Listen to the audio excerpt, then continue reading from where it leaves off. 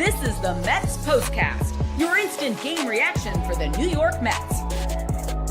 Part of the Locked On Podcast Network. Your team every day. For the second straight series and for the sixth straight game, the New York Mets were handed a loss. A 7-1 final in the finale of a series against the Atlanta Braves leaves the Mets scrambling, no longer alone atop the NL East. A lot of questions are being asked about this baseball team. Welcome in to the Mets Postcast here, the Locked On Mets YouTube channel, the Locked On Mets podcast feed. Your postcast host, Chris Schubert, here with you after each and every Mets game throughout the course of the season. We have been here throughout this tough stretch for the New York Mets, and it was not good tonight as well. It has just been a rough week plus for this team heading into a very crucial series with the Philadelphia Phillies over the weekend. Hitting problems, pitching problems, roster problems, you name it. The Mets have it right now, so let's waste little time. Let's try to piece this puzzle together. This is what you'll be talking about. The New York Mets have done something this season with this loss tonight that they didn't do at all last season. That's why I was a little delayed pressing the go live button. I wanted to check to make sure, and I did check, and I did look at last year's team, and last year's team did not have a 6-game losing streak at all. I know we all remember the 0-5 start to the beginning of last season, rock bottom, and we remembered that moment. I looked to make sure there wasn't any other 6-game losing streaks in there at all. They had one other stretch where they lost 5 in a row in May, but at no point did they lose 6 games in a row. Now, we know how that season ended, and we know the excitement that they were, just how good of a team they were in the second half and how much enjoyable they were to watch and going to the playoffs and having that great run. But this year, the Mets just have found a way to bring us all back to a place that I did not think we were going to go back to, questioning everything about this squad as they now have lost 6 in a row. And tonight, it was a little bit of everything. We can talk about the hitting. We can talk about the pitching. We can talk about the roster and where it stands going in. But the Mets just need to figure this out. They are right now a broken baseball team. You can see it in their at-bats. You can see it in the body language. You can see it just in everybody. Lindor looks hurt, even though after the game yesterday, he's jumping up and down saying that his toe is fine. He looks like stuff is bothering him. The team is just in a rut right now. Now, I am not willing to go as far as some others and say that the season's done. This is not a championship team. They are just not playing championship caliber baseball right now, and they need to figure it out very quickly. And let's start with the hitting woes, because yesterday it was an 0 for 12 from the big three. It was an 0 for 12 from Alonso, Soto, and Lindor. Today, let's do some quick math. An 0 for 3 from Lindor with a walk, a 1 for 4 from Soto, a 1 for 4 for Alonso. That's 2 for 8. 2 for 11 with a walk. I guess if we're being fair, if we're being objective, that is a better night from those three. It's just not a night that's going to get anything done for the New York Mets. 6 hits. They left 6 men on base. They were a 1 for 8 with runners in scoring position. This has been their problem all year long. Coming into the game, they were hitting .217 with runners in scoring position. It has been an issue all year long. They have been able to win despite that. They have been able to win even though they have never been able to turn that statistic around. And now the other stuff is starting to fail them. And so the bright lights are being shined on their low for their low season average with runners in scoring position. And if I seem a little flustered doing this postcast, it's just because I'm not sure what else there is to say about the way this team is currently playing. Because nothing that happened tonight is new. Nothing that happened tonight didn't happen last night, didn't happen the night before, didn't happen during the Rays series. This has been the same thing for about a week. Tomorrow, when they start the series against Philadelphia, it will be a week of this team losing baseball games. It will be a week without a win, and the same threads that we pull on every single night here on this postcast, at least for the last week, have come up each and every game. And the hitting is a major problem. The offense has to get the memo. The offense has to get the message. They need to step it up. They need to pick up the slack. Ronnie Mauricio can't hit 182. I know he had an RBI hit tonight. I'm not picking on him. Francisco Alvarez cannot hit 229 anymore. Tyrone Taylor cannot hit 237. Jeff McNeil 0 for 4 tonight. Snapped his on-base streak. This team needs to be better all across the board. You cannot have, over the last 2 nights, your 3 best hitters go a combined, hold on, I'm doing some math, 0 for 12, and then 2 for 11 tonight. 2 for 23 in a 2-game sample size. It is just not going to get it done. You are not going to win a lot of baseball games when your best 3 hitters combine for 2 hits over 2 games. I mean, it's simple. This is easy. It is very easy to diagnose the problems with the New York Mets. Their hitting has gone cold. Their pitching is regressing to the mean. The injuries are catching up to them. They right now are going through it. But this is a professional baseball team with major aspirations. They have to figure out a way to turn this around. That can transition us into the pitching problems, because tonight it was Clay Holmes. 6 walks, just unacceptable. You are not going to give your team a chance to win if you're walking 6 guys. That tells me you're extending innings. That tells me you are not getting out of jams. You're allowing innings to continue. Leadoff walks are a huge problem. 6 walks is a recipe for disaster. The Mets walked 9 guys in this game tonight. Originally, I thought we were going to lose this game. The Mets were going to lose this game 3-1. And our conversation here was going to be that 2 of the runs get scored on walks, not even hits that drive in the runs, and just the lack of command. And Clay Holmes, after only giving you 5 the last time out, and they're wanting to monitor him coming out of Coors Field, it was supposed to be full blown. It was supposed to be full throttle. No problem. He would be able to give you length tonight. And he throws 104 pitches, 4 2/3, doesn't have the command, walks 6 guys. Right now, this Mets pitching staff it's a big question mark. Clay Holmes is a bit of a question mark after tonight, since that Coors Field start. Tyler McGill's on the injured list. Kodai Senga's on the injured list. Griffin Canning is a major question mark. David Peterson's really the only guy that you trust. Paul Blackburn, who went the other night, is a major question mark. This team right now has a pitching problem.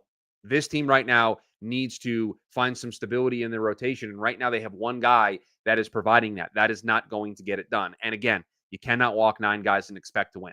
You have your starter go out there and walk 6, and it prolongs innings. It increases the chance that a rally is going to get started. And you watch this game, and the big inning for the Braves there in the 4th started with a leadoff walk from Olsen. So immediately you're into danger. Then a single. Now you've got runners at first and second. You get an out, but now you're already into trouble. So that's how the 4th starts. How does the 5th start, where Holmes gets knocked out of this game? Acuna draws a walk. So the 2 innings in this game where the Braves opened up the scoring in this one, the 4th and the 5th, walks led off that inning. In the 6th, it was an infield hit, but you just have a pitching staff right now that is all over the place. And tonight, 6 walks is the stat to point to, and 2 leadoff walks directly leading to some run-scoring opportunities for the Atlanta Braves. And the Braves, wasn't like they, lit the world on fire. They left 10 men on base. They were 3 for 13 with runners in scoring position, but they got a couple of hits when they needed it. They got 2 of the 3 runs scored early in this game were on walks. Just gifting runs. And with an offense in the state that this Mets offense is in right now, you can't gift runs. And then it gets broken open by Matt Olson there in the 6th with the bases clearing double to make it 6-1. And that was all she wrote from this one. The other stuff to keep an eye on, and the most important question that at least I have, who starts tomorrow? We'll talk about all of that and your thoughts as well here on the other side. Let's be real. Coffee, it isn't just a drink. It's a ritual, a lifeline, the thing that gets you from half asleep to fully functioning. And if it's that essential, why settle for anything less than amazing? That's where Trade Coffee comes in. Trade is the #1 coffee destination in the U.S., delivering fresh, incredible coffee from over 50 of the country's top roasters. Whether you're a cold brew fan or a pour-over purist, they've got a roast you'll love. Their coffee, it's fresh, it smells amazing, and it's going to ruin grocery store coffee for you. And if the first match isn't perfect after you take the trade quiz, Trade's going to replace it for free until they get it just right. Right now, Trade is offering exclusively 50% off your 1-month trial at drinktrade.com/lockedonmlb. That's TRADE.com/lockedonmlb for 50% off your 1-month trial. Have you decided at the last minute to head to the ball game with friends or family? Maybe it's game day and you suddenly realize you want to be in the stands. Well, that's exactly where Gametime comes in. It's the easiest way to grab last minute tickets without the stress. With the money you save on tickets, you can splurge on food, drinks, merch, or even invite a bigger group to come with you. Gametime makes it possible. They make buying tickets fast and simple. Prices on the app actually drop the closer you get to first pitch. And they've got incredible last-minute deals, clear seat views, and a lowest price guarantee that takes the worrying out of buying. Gametime is the official ticketing partner of Locked On MLB, making it easy to browse the app for an exciting upcoming MLB game. Perhaps you want to check the Mets out in action this weekend over the Phillies, cheer them on in person, maybe try to get a little bit of a rally started. Gametime, they've got last-minute deals and zone deals for big savings, seat views right in the app, my favorite feature, before you buy, so you'll know exactly where you'll be. Take the guesswork out of buying tickets with Gametime. Download the Gametime app, create an account, and use the code LOCKEDONMLB for $20 off your first purchase. Terms apply. Again, create an account and redeem the code LOCKEDONMLB for $20 off. Download the Gametime app today. Last minute tickets, lowest prices guaranteed. Back here on the Mets postcast here on the Locked On Mets YouTube channel, the Locked On Mets podcast feed. We got Jorge saying losing 6 in a row sucks. Team is a mess right now, and yet we're still tied for first place, so everyone has to stop freaking out. And I think, Jorge, there's a balance that you can strike here. I think it is ridiculous to go full-blown. How about this for a reference here, Mets fans? It's I think, overblown to go full-blown Panic City here. I think that's going a little too far. But I do think it is warranted, and I do think it is fair to point out that this team right now has some issues. They have some problems. Their pitching staff. This isn't just a couple of bad performances. This is Paul Blackburn. Since coming back and having that one good Dodger start, hasn't been very good. This is Tyler McGill and Kodai Senga sitting on the injured list right now, not being able to help this team. This is Griffin Canning over a series of starts having an ERA north of 6. Clay Holmes, after that Colorado start, only able to give you 5, had some walks tonight. It's not unfair to say that this team right now is struggling. It's not unfair to say this team has a pitching problem. Right now, I'm looking up at the SNY postgame.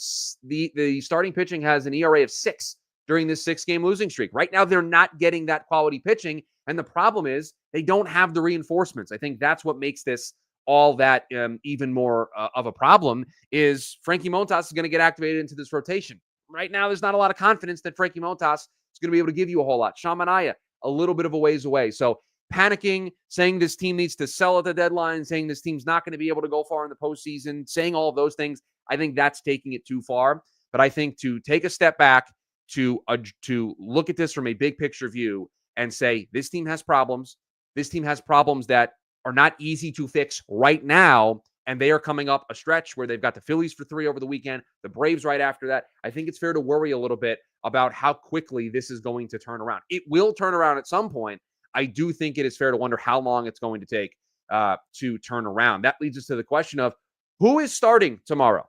Who is starting this game tomorrow? Because Justin Hageman, who was supposed to be the bulk starter for tomorrow's game, was used in relief. And I actually didn't mind the decision by Carlos Mendoza playing for the rest of the weekend, understanding that, hey, I need to keep my A relievers because if I have a chance to win a game over the weekend against Philadelphia, I need to have my A relievers. So who starts tomorrow? And this is where I do that thing where I balance hosting this show in real time and looking over to social media. Right now, according to Carlos, the Mets do not have a starter. He mentioned that Blade Tidwell is in the mix, so feels like a roster move is incoming for the New York Mets to see who's going to start tomorrow. Is there a chance it's Nolan McLean? He wasn't mentioned.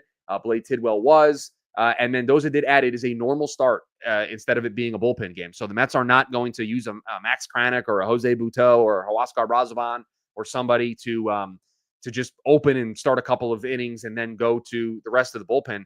They are going to some starter. Could it be Tidwell? Could it be somebody else on their roster? We'll have to see what the Mets do. I'm sure they'll take some time tonight, that plane ride and tomorrow to make that decision. But keep an eye on social media to see if somebody is off to Philadelphia to join the Mets to make that start tomorrow, because the Mets need a starter. They do not have one after using Hageman tonight. Stuff to keep an eye on. Brett Beatty did not play again for the third straight game, and I wonder if an IL stint. I know before the game he said that things were better, but at this point he hasn't played in 3 days. The IL stint is right there. Right now you don't have an option off the bench.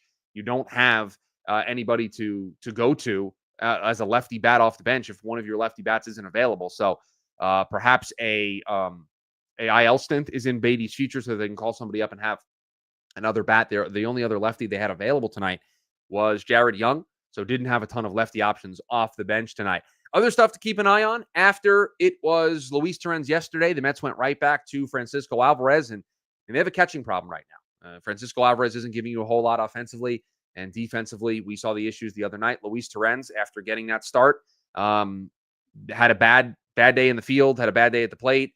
So I don't know what they're going to do with that spot. It is a black hole right now for this team at the catching spot. And their offense right now, just in general, is a huge, huge problem. Just a quick little funny story, because I forget who asked me last night. I think it was Ray, who gave me some compliments for being able to be here and talk about this team even with a loss. And I think I said something along the lines of that this is a dream job. It's a dream job to be able to sit here and talk to you and talk about this Mets team, good, bad, or indifferent.